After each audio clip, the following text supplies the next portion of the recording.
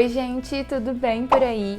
Hoje é o primeiro dia que eu tô aqui em Brasília, segunda-feira, dia 3 de julho de 2023. Eu vou tentar fazer uma espécie de um vlog, né, onde a gente conta aí como foram os dias e tudo mais essa semana. Eu decidi fazer isso porque não são todas as pessoas, todos os psicólogos, psicólogas, enfim, que têm a oportunidade de ir em congressos, ainda mais em um congresso na dimensão desse que eu tô, né, que eu vou participar essa semana.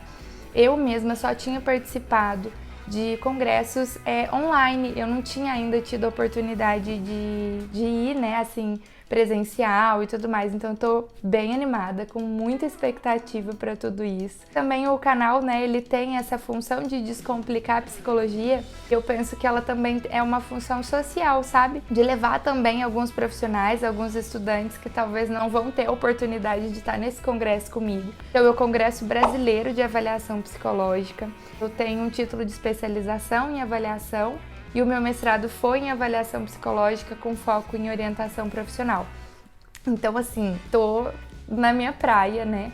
E eu cheguei aqui agorinha pouco, então eu cheguei 2h15 aqui, já vim pro hotel e tô esperando uma amiga minha que vai dividir quarto comigo aqui. Ela já tá no congresso, esse primeiro dia eu não fui porque eram alguns temas de avaliação infantil e tudo mais.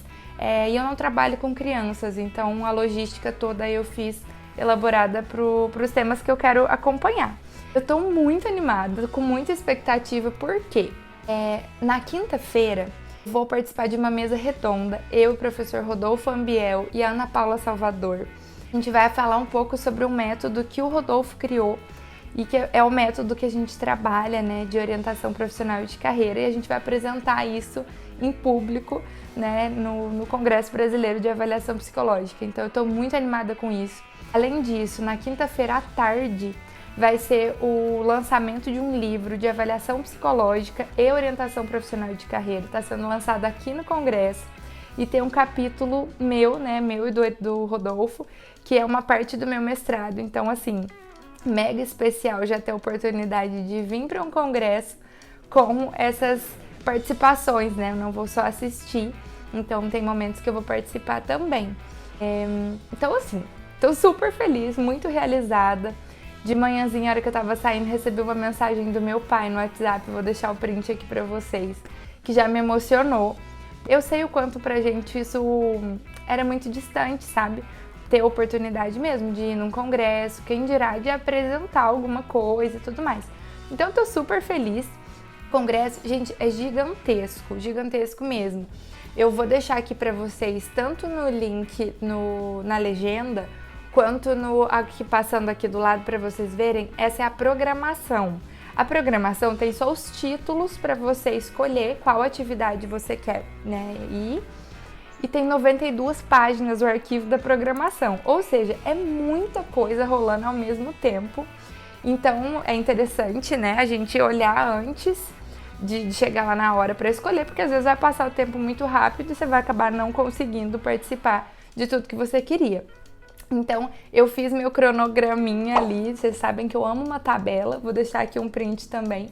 Então, eu coloquei os horários, fui escolhendo o que eu queria participar. E é isso, mostrar o quarto pra vocês um pouquinho, né, só pra vocês se sentirem mais próximos ainda e vivendo essa experiência junto comigo. A gente pegou um quarto em um hotel aqui de Brasília, só que foi pelo Airbnb, então saiu mais em conta. E a mesma coisa assim do hotel. Depois eu vou deixar o contato do hotel aqui também, beleza? Então vai estar eu e uma amiga, que inclusive a gente convive, já tem acho que mais de um ano que a gente se encontra sempre, porque faz alguns trabalhos junto, só que tudo online, eu nunca encontrei ela presencial. Tô esperando, ela chama Mariana Poli, então tô esperando ela chegar por aqui. Beleza? Vamos lá! Algumas partes do vídeo eu optei por fazer uma narração para que o áudio ficasse melhor para vocês acompanharem.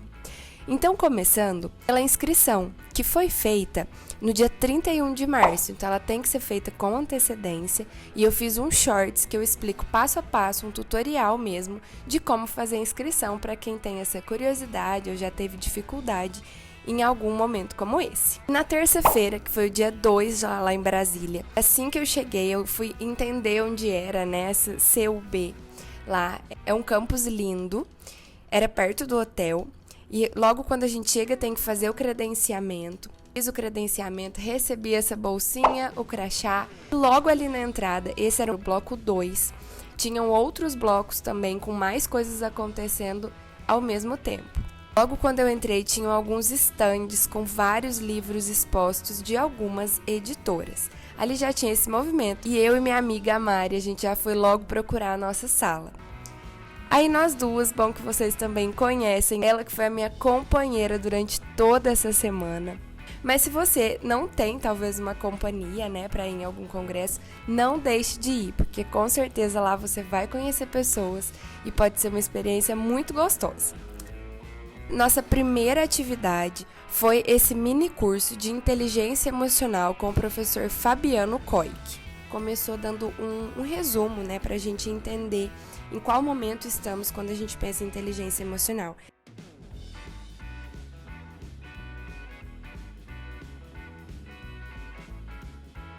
Inclusive pessoas que não são formadas em psicologia, então é um tema que está na moda, né? E ele apresentou até um apanhado histórico. Então esse tema existe desde 1990, desenvolvido o conceito mesmo de inteligência emocional, vem sendo cada vez mais aprimorado. O que é o mais interessante de tudo isso?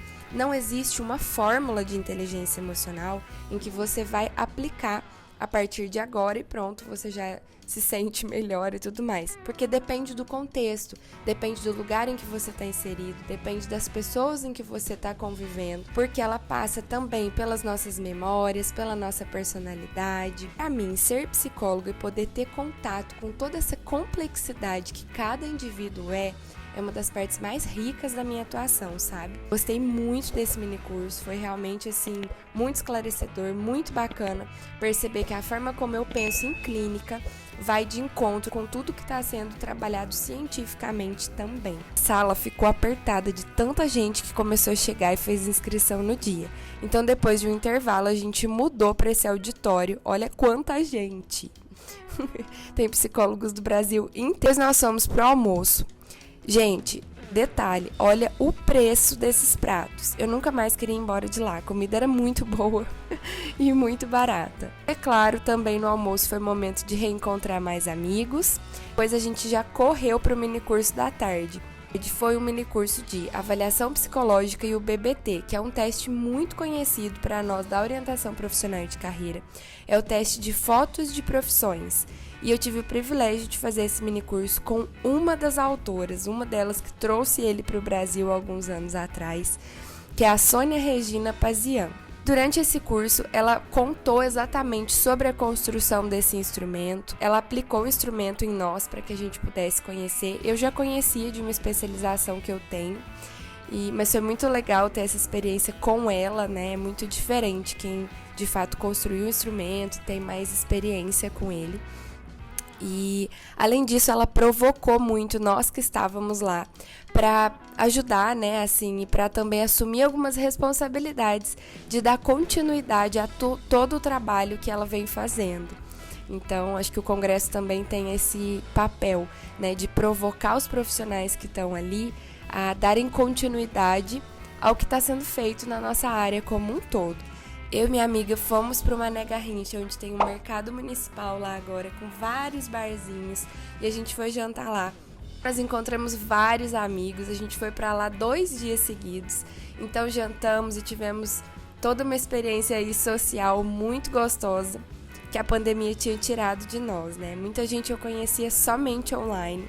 Então aqui para vocês conhecerem o Rodolfo aqui no cantinho, a Manu, o professor Ricardo Prime lá no fundo, a Paulinha, minha amiga Ana Paula Salvador, e a Mari Mariana Poli, que foi minha duplinha dessa semana, né? Depois, quarta-feira, já estava lá de volta, um pouquinho cansada do dia anterior, mas bora começar o dia, né?